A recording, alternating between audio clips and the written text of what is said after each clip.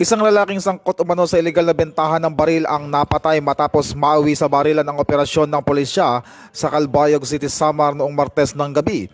Kinilala ang sospek na si alias Ronron, residente ng barangay Looc, Calbayog City. Ayon sa pulisya, target siya ng entrapment operation dahil sa paglabag sa batas sa iligal na baril.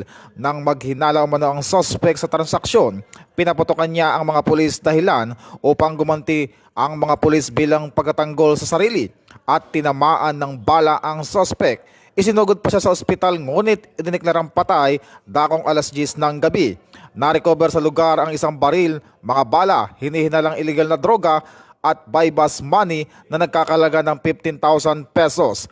Patuloy pa ang investigasyon ng pulisya sa naturang insidente. Ito ang bagong PNP para sa bagong Pilipinas, serbisyong mabilis, tapat at nararamdaman.